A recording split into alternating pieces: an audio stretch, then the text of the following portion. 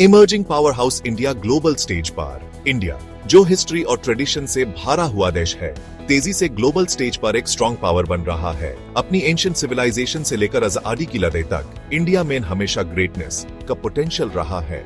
इस 21st century में यह पोटेंशियल पूरा हो रहा है क्योंकि इंडिया इंटरनेशनल अफेयर्स में इंपॉर्टेंट रोल प्ले कर रहा है।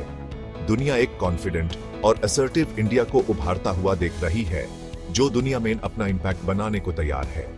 इंडिया का उभार इसके इकोनॉमिक प्रोग्रेस, डेमोग्राफिक डिविडेंड और डेमोक्रेसी के प्रति कमिटमेंट पर बेस्ड है।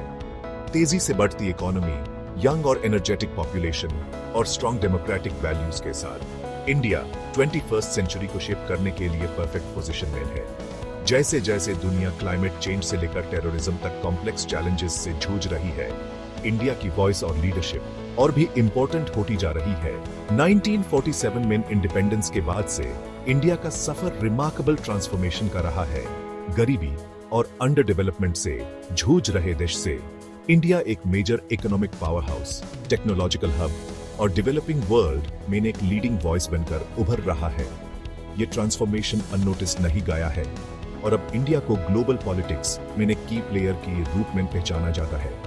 दुनिया इंडिया के राइज पर ध्यान दे रही है। बड़े देश इंडिया के ग्रोइंग इन्फ्लुएंस को देखते हुए न्यू दिल्ली के साथ अपने रिश्ते स्ट्रॉन्ग करना चाहते हैं। इंटरनेशनल फोरम्स में इंडिया की बात का वेट है और इसके एक्शंस की ग्लोबल इम्प्लीकेशंस है। जैसे जैसे इंडिया का स्टैचर बढ़ता जाए, ग्लोबल ऑर्डर को शेप करने में उसका रोल और भी इंपॉर्टेंट होता जाएगा।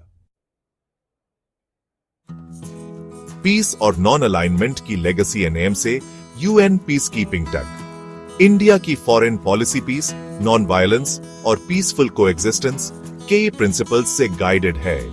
यह प्रिंसिपल्स जो इंडिया के हिस्ट्री और कल्चर में डीप रूटेड हैं, इंटरनेशनल रिलेशंस के लिए इसके अप्रोच को शेप करते हैं।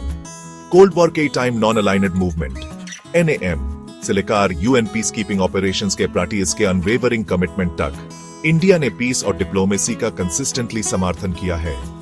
1961 में शुरू हुआ नॉन अलाइनेड मूवमेंट इंडिया जैसे न्यूली इंडिपेंडेंट नेशंस को कोल्ड वॉर राइवलरीज से भरी दुनिया में अपनी ऑटोनॉमी असर्ट करने का प्लेटफॉर्म दिया। इंडिया ने मूवमेंट के प्रिंसिपल्स को शेप करने में इंपॉर्टेंट रोल निभाया। ऐसे वर्ल्ड के लिए एडवोकेट किया जो कोलोनियलिज्म, इंपीरियलिज्म और ब्लॉक पॉलिटिक्स से फ्री हो। एनएएम ने डेवलपिंग नेशंस के बीच डायलॉग और कोऑपरेशन के लिए जगह दी, सॉलिडारिटी और म्यूचुअल रिस्पेक्ट की भावना को बढ़ाया। यूएन पीस कीपिंग के लिए इंडिया का कमिटमेंट ग्लोबल पीस और सिक्योरिटी के लिए इसकी डेडिकेशन को शो करता है। 1948 से India UN peace keeping missions में सबसे ज्यादा क्यूमुलेटिव ट्रूप कंट्रीब्यूट करने वाला देश है। इंडियन सोल्जर्स और ऑब्जर्वर्स दुनिया के सबसे चैलेंजिंग कॉन्फ्लिक्ट जोन्स में सर्व कर रहे हैं। सिनाई पेनिनसुला के रेगिस्तान से लेकर कोंगो के जंगल्स तक इंडियन पीस कीपर्स ने अपनी प्रोफेशनलिज्म, करेज और इम्पार्शियलिटी के लिए रेपुटेशन कमाई है। यूएन पीस कीपिंग मिशंस में इंडिया की पार्टिसिपेशन सिर्फ इंटरनेशनल ऑब्लिगेशंस को पूरा करना नहीं है। ये डायलॉग, डिप्लोमेसी और मल्टीलैटरलिज्म की पावर में डीप सीटेड बिलीफ से आता है ताकि कॉन्फ्लिक्ट्स को रिजॉल्व किया जा सके और इंटरनेशनल पीस और सिक्योरिटी मेंटेन की जा सके। इंडिया पीस कीपिंग को एक रिस्पॉन्सिबल ग्लोबल पावर होने की अपनी रिस्पॉन्सिबिलिटी का इंटीग्रल पार्ट मानता है।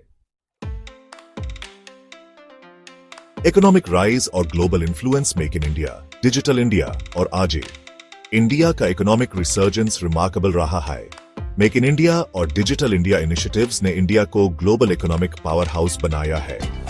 रैपिडली एक्सपैंडिंग मिडिल क्लास और टेक्नोलॉजी सेक्टर के साथ इंडिया फॉरेन इन्वेस्टमेंट अट्रैक्ट कर रहा है। Make in India initiative India को एक ग्लोबल मैन्युफैक्चरिंग हब में ट्रांसफॉर्म कर रहा है। Digital India campaign digital divide को कम कर रहा है और डिजिटल लिटरेसी को प्रमोट कर रहा है। ब्रॉडबैंड इंटरनेट एक्सेस और ई गवर्नेंस इनिशिएटिव्स से digital India lux of Indians की जिंदगी बदल रहा है। इंडिया के इकोनॉमिक राइज की ग्लोबल इकोनॉमी पर प्रोफाउंड इम्प्लीकेशंस हैं। इंडिया G20 और ब्रिक्स जैसे फोरम्स में एक की प्लेयर है। डिप्लोमैटिक चेस बोर्ड को नेविगेट करना इंडिया के अलायंसेस और इंडो पैसिफिक